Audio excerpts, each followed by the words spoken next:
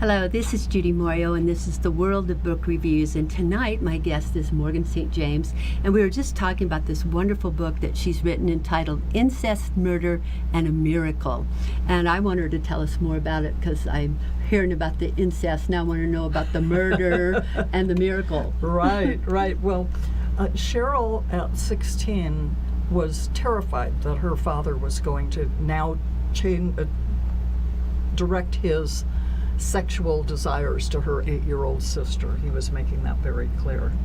And there was a murder in her town of Selden where an abused wife hired a hitman to kill her husband, and she heard that on TV and she thought, well, that wow, might be the answer. Yeah. And so the next day in school, she talked to the fellow who sat in front of her in homeroom, and she said, "Did you hear about Beverly Wallace?" And he said, "No, what's that?" And she told him about it. And then she said, "Who do you think would kill somebody for money?" And he said, "I would." And she said, "How much?" And yeah, her boyfriend Robert, didn't think it was actually going to happen. And so he kind of went along with it because he thought it gave her some peace of mind to know that she had something she could project to that was the way out for her and her sister.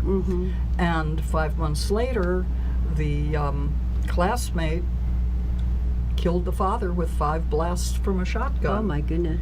And so there was a big trial. You know, they were separate trials for the two of them. And Cheryl and Rob got married 9 months after she got out of jail. She was sentenced to 6 months because she was the juvenile victim, and they took leniency with her, and she was underage as well. And so they got married about 9 months after she got out of jail. They lived a very normal life, although Cheryl, her entire life has, like Bella, both of them have severe PTSD because you don't get through experiences like that scot-free. No, you don't. Doesn't happen. And I've had mild PTSD from an auto accident, so I can relate to what they went through, you know, and still continue to go through to this day. Well, the miracle was they lived a normal life, had 2 beautiful daughters, and in 2012, Rob was having pains in his chest, he was having a numb left arm, trouble breathing, and he is an oncology nurse. So, oh my goodness. You know, sometimes when you're in the medical profession, it's not great because you know what it could be, and so you're sort of in denial a little bit. And the cardiologist he was going to kept telling him it was anxiety, it was indigestion, not to worry about it. In 2012, he had a massive heart attack and died. And Cheryl, having gotten the strength from everything she'd gone through, would not let him go. And he was declared dead at 30 minutes without a pulse or oxygen to his brain. Goodness.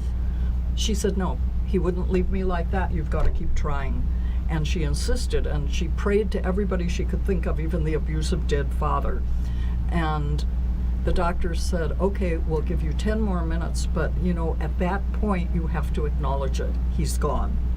And so they worked on him, and all of a sudden she heard cheers coming from the room, and he had a faint pulse at 8 of the 10 minutes. Oh my goodness. And he came back to life. And he was in intensive care for 27 days. He was put into a coma and on propofol, which is the thing that killed Michael Jackson juice. And so he's a miracle. He does not have severe brain damage. He's functioning again as an oncology nurse, and he is a true miracle. Wow, what a story. Yeah, huh? I'll tell you a What little bit more story. about that when we come back from the break. We're already to the other break. This is the fastest show I've ever done. It's so interesting. Thank you. We'll be right back. Are you frustrated and wasting time searching for high-quality education and entertainment and not finding it? Stop wasting your time. We've got your solution. Our 3 dynamic and unique online TV shows provide you with high-quality and easy-to-find content. Everything from business skills and self-development to book and movie reviews and everything in between.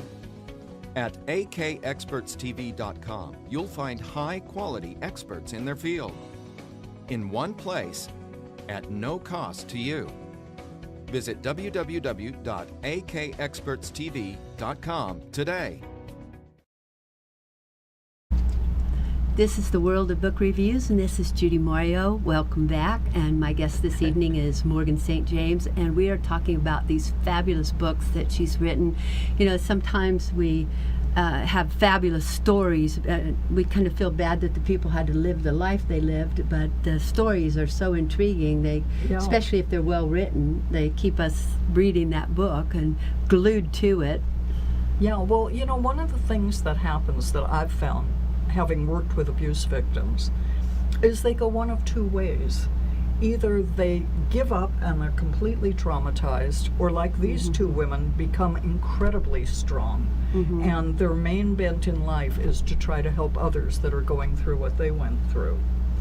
And in the case of Incest, Murder, and a Miracle, we've been very, very lucky with that book getting the message out, because this is why Cheryl and Rob went through writing it, to get the message out that you don't have to be defined by things that have happened to you, and Right. in Rob's case, to get a second opinion Yes. if you have, you know, concerns about health issues. And they have now been on Discovery ID. They've been profiled in People magazine. They've been on Crime Watch with Chris Hansen. They've been on Inside Edition, and they've been on Dr. Oz show. And Dr. Oz actually said Rob should not be alive. That's and amazing. Dr. Oz is a practicing cardiologist. Yes. So, you know, that's pretty amazing. And the really neat news is that the book is under option to Sony TV Pictures now. That's awesome. Yeah, so we're just keeping our fingers crossed that it goes Oh. from option to production. Yes, wouldn't that be wonderful? Yes. That will. Let's see it. That will be wonderful. We're Absolutely. gonna Let's see be it. positive about Okay. it. Judy, Yeah. you are more than enough. Thank you. Thank you. I know that book. That's a good Yeah, book. it seems to me somebody I know wrote that. Yeah. But you know what? It's I find it wonderful that these people are willing to share their stories, because it's hard enough to live it, and then to actually share it or to write a book about it is difficult. It gets it out and it helps people heal. But to know that people all over the world are going to read it and Right. maybe even see it in a movie form, it's a lot. It's a lot to put Right. out there. Oh, it definitely is. And then you have to live with it and live with the fact that everybody knows. Right. Well, let me tell you, you know, in the writing of these 2 books, we did most of it on the phone or by email, and because the Cuccios live in New York, and Bella actually lives in an undisclosed location because she had been forced to go into witness protection because her ex-husband was threatening her life with his mob buddies. Oh, And so several years ago, she went into witness protection, and we really do not say where she lives. yeah. Well, But she does come out and make appearances. it makes sense that you wouldn't say where she lived. Yeah. And- But you know, it is so gut-wrenching to have to relive everything that I can't tell you how many times we were on the phone, all of us just crying as Of we were course. proofing, you know. And in their book, there's one chapter that none of us could get through without crying, and that's when his mother died. Oh, And it just, you know, like you said, it heals, but it's so painful to get healed. But it's It something you is. have to do. right. You have to do, because it makes you stronger. Mhm. It does make you stronger. And you know, we have so many victims out there, so many today. And you know, if you're one of those victims, if you have been keeping a secret all this time, you know, it's time for you to get help. It's time for you to talk to someone, to some professional, and maybe just read one of these books, and you'll see how important getting the Yes. help is and how you can heal and go forward, because life is not easy. No, it isn't. I kept thinking as I got older that life would get easier. But it doesn't. It gets more and more difficult. Well, It's true. I think if, let's put it this way, if you're still wanting to do something or be somebody or go Right. somewhere, I guess if you just sat at home and didn't do anything, it wouldn't be so difficult. But just getting older seems difficult Yeah. to me. I don't like it. Well, you know, I'm one of those people who always says how old I am. People tell me I'm nuts to do it, but I do.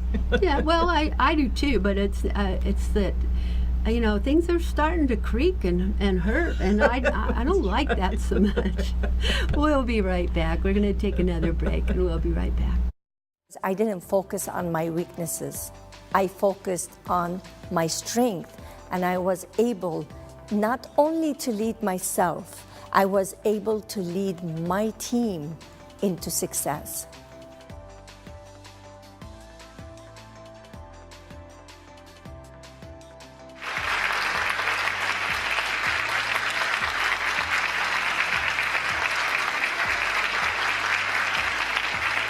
Many people ask me, what do you mean by awakening the powerful leader within you? I have been leading myself and others for years. Well, I tell them, of course you have, but did you know that you have way more power than you can ever imagine? See, you and I, we were born with the capability to lead ourselves to live our purpose. Then life's challenges and obstacles come along and buries our capabilities. How do I know that? I know it because life happened to me. My question to you today is this. What are you creating? Now, I don't know what he was thinking. Maybe he was thinking I'm gonna download something.